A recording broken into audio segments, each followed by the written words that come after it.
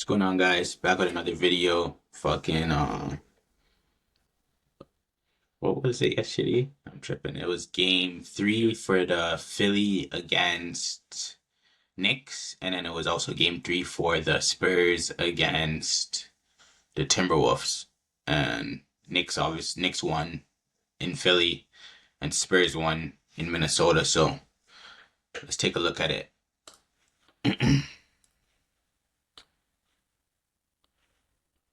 So Victor, Victor was killing yesterday. Victor was killing. 39 points, 15 rebounds, 5 blocks, 16 points in the fourth quarter. Very even series this series is looking like, but the Spurs have taken the edge now after dropping the first game, came back with back-to-back wins, and the Spurs are, to me, the Spurs are the favorites to come out the West. A lot of people say OKC, obviously. I know a lot of people agree with that, but I just believe what Victor does defensively, it's going to give OKC a little bit of problems, as we've seen in the regular season, which doesn't really mean much, but it's going to give OKC a little bit of problems with them trying to, how they like to put pressure on the rim. It makes it a little bit harder, so OKC could obviously win the series as well if they're hitting their shots, but they're going to have to think about it a little bit more. So we'll see. Barring health, I have the Spurs coming out the West. But they have to get through Minnesota as well. The series is not over. Easily Wolves could come back and win this series, but right now I like how the Spurs look, and I liked how they looked in the regular season as well. So we'll see. But they're using Wemby's height to their advantage, giving them the passes, the lobs, and that's exactly what they need to do. And it's not only the blocks that makes him effective on the defensive end. It's the people not even wanting to go in there sometimes. It's the altering of shots, even if he doesn't get the block. Like, it's hard to make a shot over a guy. Like, he's 7'4". Like, and the wingspan is insane. Like, he could get it at the top of the backboard. It's hard to make a shot over that guy. That's block. Like, it's crazy, man. This is not fair. So they just need to keep using stuff like that, and we'll see. But going into the series against Oklahoma, if both teams meet up and they're healthy, because anything could happen, as we've seen. Even Wemby missed a few games in the first round, but if they do meet up, he's gonna need to lower the dribbling, because OKC, they will take that ball out of his hands because they have a lot of swarming defensive guys.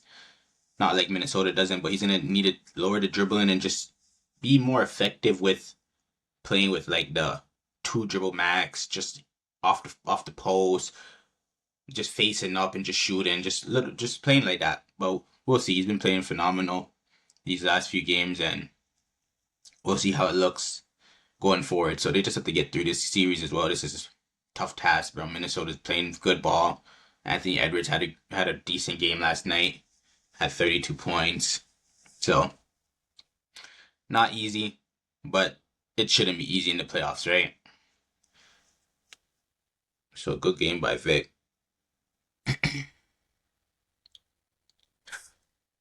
We're setting a center flare screens.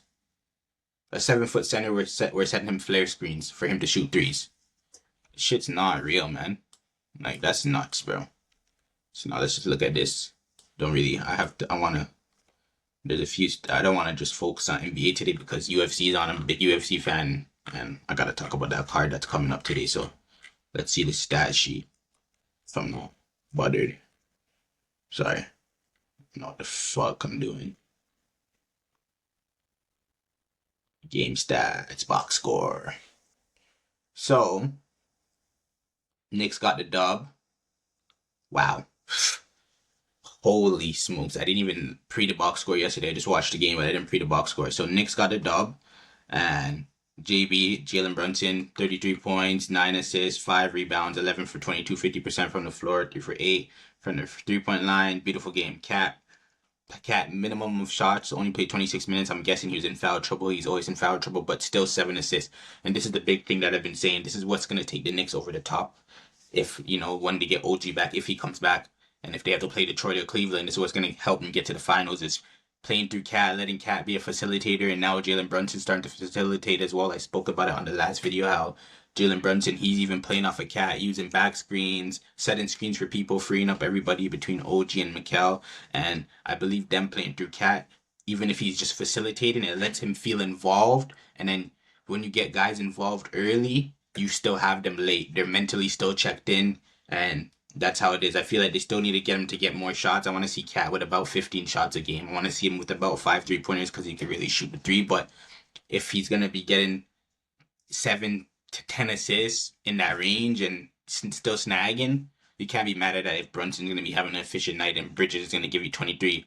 So they got this win on the road with no OG. It's not really a road game for the Knicks because the Knicks fans travel, as I said before. But the Knicks are looking primed to get to the finals. And honestly, if the Knicks make it to the finals, I might be in New York.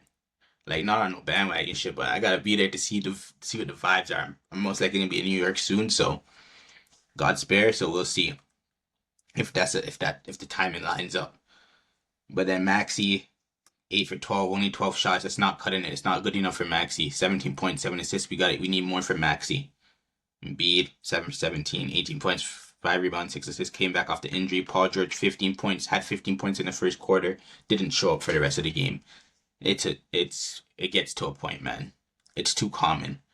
So VJ, 11 points, 4 assists, 7 rebounds, only 9 shots. And they're just playing these guys 2 top heavy minutes. Like, everybody's just playing like max minutes. It's nuts. Like, only Hart, like, yeah, the Knicks guys are playing, but you still got guys getting 20 minutes off the bench. How many guys got 20 minutes off the bench for the Sixers? I'm guessing only Quentin Grimes.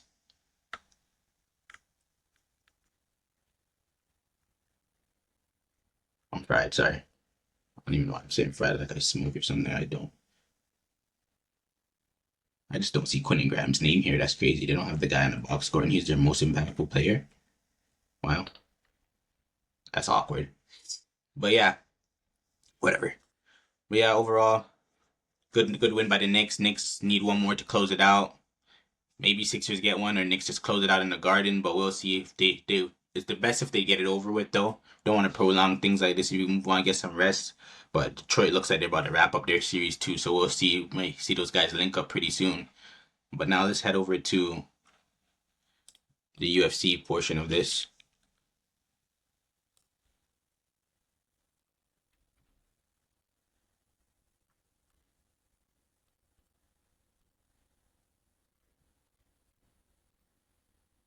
Sorry. I'm trying to figure out where's the best place I could pull up the UFC card. Oh, perfect. This is beautiful.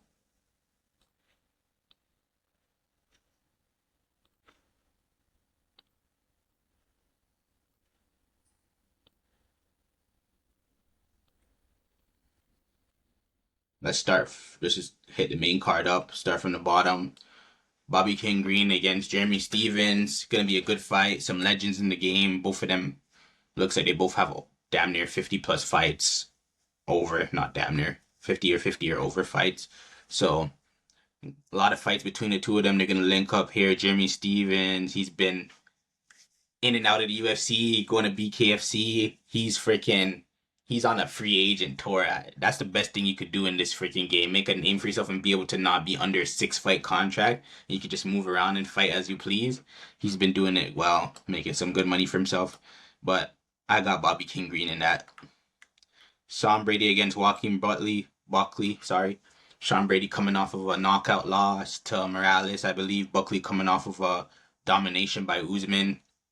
So both fighters coming off a loss, looking to get back into that win column in that stacked 170-pound division. I have Joaquin Buckley getting this done. I'm gonna say he's gonna get the stoppage. I don't see Sean Brady getting stopped twice in a row though. I'm gonna go Joaquin Buckley. It's 3 rounds. They were supposed to main event a few weeks ago, but it ended up getting put on this. I'm gonna say Joaquin Buckley decision.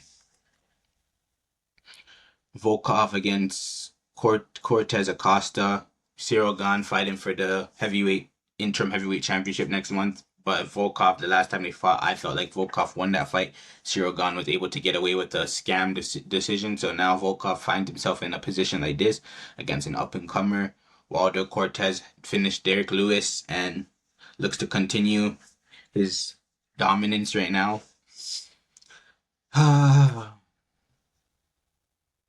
It's hard pick, man.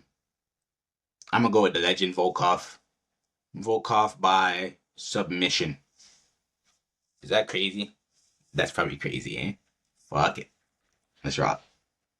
Joshua Van and then Tyra. Don't want to butcher his first name. Tyra Taksudo. I don't even know why I'm even doing that. Why am I saying that shit? But yeah, so not that shit, but why am I saying his name like that? I'm not butchering your name, brother. Sorry. But Joshua Van against him. Joshua Van got the title off of Pantoja. Pantoja broke his arm. Joshua Van said he should have known how to fall. It's true. You gotta come with yeah. Ah, man. This belt might turn over quickly. I'm gonna say Joshua Van defends, and I'm gonna say this is gonna be a fucking brawl. I'm gonna say it's gonna go all 5 rounds. Joshua Van by decision. And to the main event of the evening, man.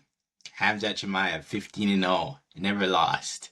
Sean Strickland 30-7, very good. Been a top 3 in the division for the last 5 years. Sean Strickland has got the belt from Israel Adesanya, lost it to Duplessis.